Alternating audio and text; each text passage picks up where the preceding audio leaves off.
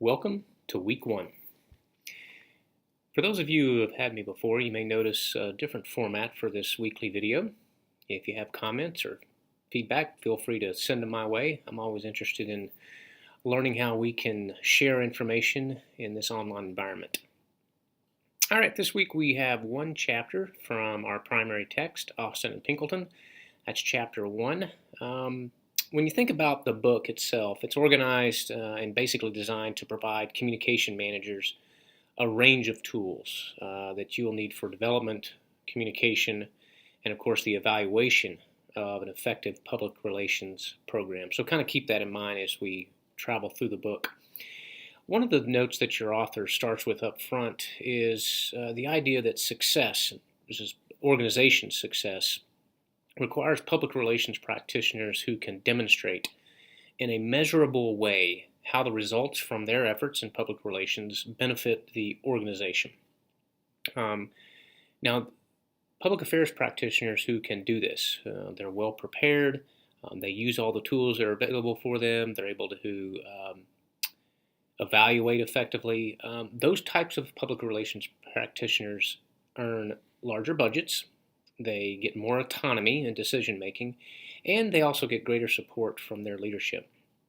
Now, when I train public affairs officers here in the military, one of the things I always try to impart upon them is that they have to show value. So if they're not getting the money, the support, the autonomy, then I turn the question back on them and say, well, what are you doing to add value to the organization? Because when you show value, that organization is going to reward you, and more importantly, use your tools, your training, your experience to better the organization as a whole.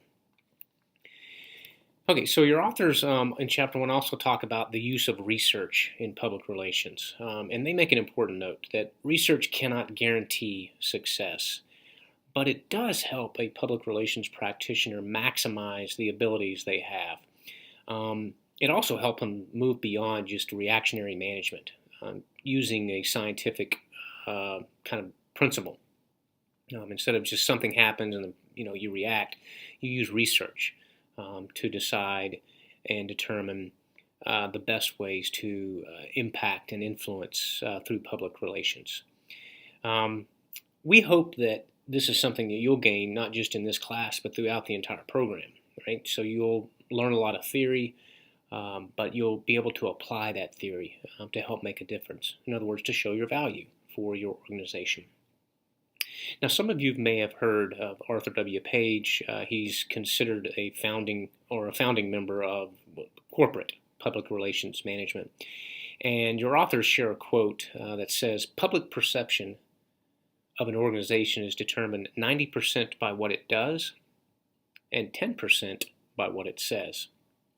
Now, this is important because regardless of how much public relations or how effective your public relations efforts might be, the foundation upon which that public relations is built has to be firm, has to be true, has to be principled. And so that's an important part of your role as a public relations practitioner.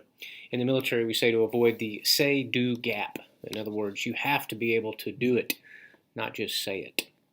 Another quote that's applicable is that I cannot hear what you're saying because your actions are speaking so loudly. In other words, your actions certainly speak louder than your words, and that's true for public relations as well. Okay, our first reading that we'll start with is Botten, Ethics in Strategic Communication Campaigns. And Botten offers a new approach to public relations. The author examines ethical implications of the typical approach to public relations campaigns and then proposes another alternative. The idea being that instead of just using the tools, training, and experience to affect public relations, you instead rely upon measurable goals and objectives. This, your author provides, is how you increase your credibility. And that credibility, of course, is the mainstay for public relations. One thing to keep in mind is that many of your bosses, your peers, other people in your organization, they probably have MBAs or some other advanced degree. And I have 2 business degrees as well, and I can tell you that those business degrees require a lot of data, require a lot of data interpretation, and require a lot of goals and objectives. Everything has to be measured, right? If it's worth managing, it's worth measuring. And so keep that in mind if you're a public relations practitioner, that you have to speak that language when you're dealing with others who may have that MBA or some other business degree or any degree that requires measurement. Okay, second article is from Hutton, defining the relationship between public relations and marketing. This author discusses integrated marketing communication. The author describes IMC, or integrated marketing communication, as a false issue, driven principally by the advertising industry to mask an underlying issue. This underlying issue, according to the author, is the fundamental nature of the relationship between marketing and public relations. Now, I'm just going to tell you, I don't agree with the author in terms of the severity of the IMC. I have taught integrated marketing. We teach our integrated marketing here at Purdue. I've been in organizations that have an integrated marketing communication focus. And I guess it just kind of depends. Some people view public relations and marketing as competitors fighting for the same resources, such as people, money, power. That's not been my experience, although there are some organizations where that's the case, and Hutton does a really good job of supporting the argument. It's just not been my experience. When I used to work for Navy Recruiting Command, we had a marketing and advertising director who was a principal advisor or a department head. I was considered a principal advisor to the admiral. So equals in terms of influence, in terms of access, those kinds of things. We had a great relationship. I considered us to be 2 sides of the same coin. His role was primarily through marketing and advertising, communicate to potential recruits and those who influence potential recruits. My role, again, as a communication advisor to the admiral, was internal information, media relations, and community relations, those things that are typically more public relations. So I described it as 2 sides of the same coin. He looked at it similarly. He had a different analogy, which I liked, which was that we were in 2 lanes of the same pool. And for those swimmers, you know that when you look down, you have the black lane on the bottom, or the line marker, and then you have the lane markers up top. And the way he described it is that we're in 2 different lanes, but the top lane markers are clear.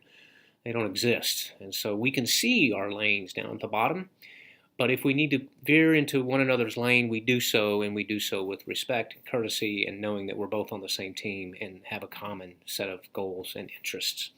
So that's the way we dealt with it. Of course, in order to do that, you have to have a great deal of trust, and I was very fortunate that he and I did trust one another. And I hope that that's your experience as well if you're in an organization that has a separate marketing and advertising.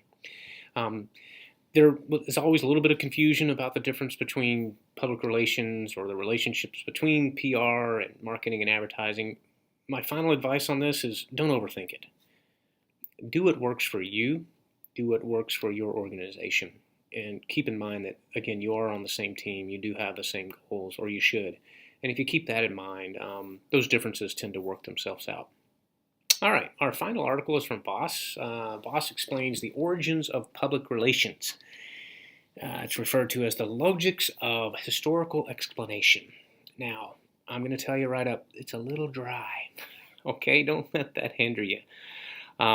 It basically offers us a review of public relation histories from 3 perspectives. There's the functionalist logic, the institutional logic, and then the cultural logic.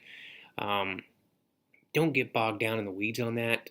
Just pull some nuggets out there that you find of interest. If you are a public relations practitioner, it's healthy to appreciate our history. It's helpful to understand that we do have a very strong, vibrant history, because that history obviously informs who we are and where we go as a field. One of the things I like about reading about the public relations history is how Voss describes the soullessness of the American corporation. And there was this great void that needed to be filled, and public relations was the one that filled it. We'll get into later in the course about how the role of public relations has evolved.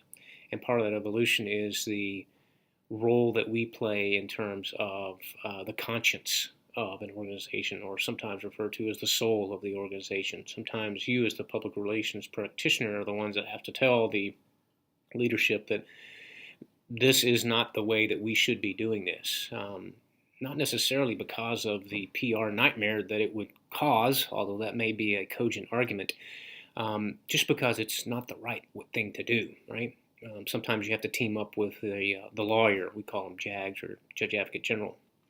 And there have been times where that advice is sought, or even if it's not sought, that we provide that as public relations practitioners, because we need to have our finger on the pulse of the public and those publics, right, internal and external and other stakeholders. And so we can provide that. It's one of the values that we can provide when we're wanting to help our organization.